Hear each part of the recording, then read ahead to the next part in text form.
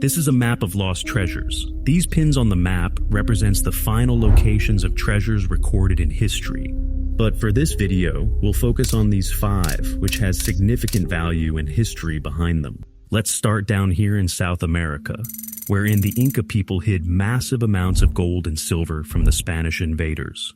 The treasure known as Paititi is said to be hidden in a secret city deep within the Peruvian forest. The story goes like this.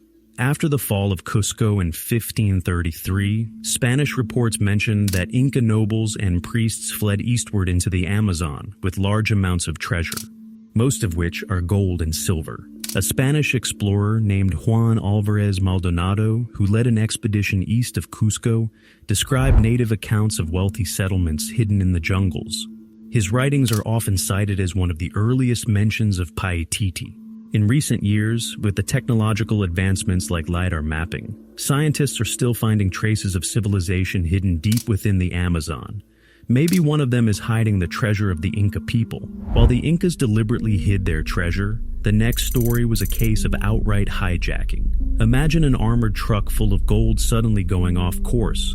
Only this wasn't the 21st century, it was the 18th, and the armored truck was a Spanish galleon. In 1820, as revolutionary forces threatened Spanish control of Peru, authorities in Lima loaded an enormous fortune, gold, silver, jewels, and religious artifacts onto the Mary Deer, commanded by British Captain William Thompson.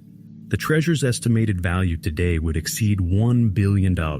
Thompson and his crew were trusted to transport it safely to Mexico, away from the rebellion. Instead, they murdered the Spanish guards and disappeared with the treasure. The Spanish Navy eventually caught Thompson and some of his men. According to surviving records, they were interrogated. Thompson himself never confessed, but later accounts claimed his surviving crew let slip the secret that the treasure was buried on Cocos Island. It was already a notorious pirate refuge in the Pacific. Its isolation, fresh water, and hidden coves made it the perfect place to stash stolen treasure. Even without proof, it was easy for people to believe the treasure of Lima ended up there.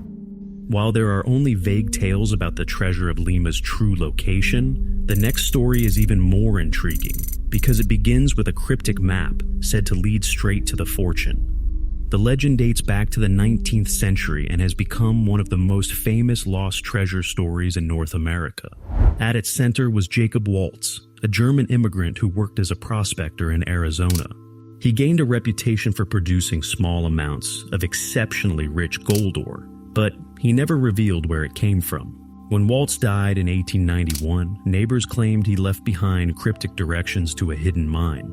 Some of these clues were written down, while others were passed along as oral testimony. After Waltz's death, the legend of the lost Dutchman's mine spread quickly. Treasure hunters, adventurers, and prospectors poured into the Superstition Mountains. Over the decades, maps, journals, and supposed deathbed clues surfaced. Since the early 1900s, dozens of people have died or gone missing while searching for the mine.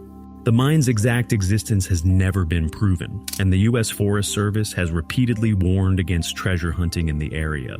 The Dutchman's mine remains a question of whether it ever existed at all, but the next treasure was very real, carefully crafted, and once displayed for the world to see, until it disappeared without a trace. In 1716, King Frederick William of Prussia presented the Amber Room as a gift to Tsar of Russia. It was often called the eighth wonder of the world. The room was unlike anything ever built. By modern estimates, the Amber Room's value would exceed hundreds of millions of dollars. But its worth was not just financial, it was considered a masterpiece of art, craftsmanship, and diplomacy. But in 1941, Nazi Germany invaded the Soviet Union. The Amber Room was dismantled by German soldiers, packed into crates, and transported to Königsberg. It was displayed in Königsberg Castle Museum for about 2 years. In 1944, as the Allies advanced, the Nazis reportedly repacked the Amber Room into crates again. After that, it vanished without a trace. After the war, Soviet authorities sealed off many underground chambers and bunkers beneath the city. Some speculate the room might still be buried there, forgotten beneath modern Kaliningrad. While the Amber Room may have vanished in the chaos of Europe, in the Philippines, another plundered treasure was hidden on purpose. Yamashita's gold. And the story goes like this. During World War II, the Japanese Imperial Army under General Tomoyuki Yamashita allegedly looted vast amounts of gold, jewels, and cultural artifacts from across Southeast Asia. Sources of the loot included the Philippines, Malaysia, Indonesia, Burma, and even occupied China. As Japan faced defeat in 1944 to 1945, it became too dangerous to ship everything back to Japan. So, the Japanese allegedly buried much of the loot in the Philippines, intending to recover it later after the war. And in 1945, Yamashita was captured by US forces, tried for war crimes, and executed. He never admitted to any treasure. But in the 1940s, and especially in the 1970s to 1990s, treasure hunters began claiming to have found parts of Yamashita's gold. The most famous case is Rogelio Rojas, a Filipino locksmith who said he discovered a tunnel containing a golden Buddha and crates of gold bars in 1971. Not long after his discovery, word reached the ears of the powerful. Soldiers loyal to President Ferdinand Marcos seized the treasure. Rojas himself was arrested, beaten, and imprisoned. By the time he was released, the Buddha and the gold were gone. For the rest of his life, Rojas insisted on the truth of his find. He lived in poverty, even as rumors spread that Marcos had quietly enriched himself from Yamashita's gold. In 1993, Rojas died under suspicious circumstances. To this day, the golden Buddha and the missing crates of gold have never been seen again. Whether Rojas truly found Yamashita's treasure, or whether he was a victim of a larger deception, remains one of the Philippines' greatest mysteries. Now, let's talk about what would happen if you found one of these treasures. Stumbling upon the fabled Inca city of Paititi, often called El Dorado. If you somehow located it in the Peruvian Amazon, you'd face strict heritage protection laws. All archaeological finds in Peru are property of the state, and unauthorized digs are treated as crimes. Instead of gold, you might earn prison time. As for the treasure of Lima, if you uncovered it on Cocos Island, you wouldn't be able to keep it. The island is a Costa Rican national park, and Costa Rica strictly bans treasure hunting there. Anything found would legally belong to the government. In fact, multiple expeditions have tried and failed because of those laws.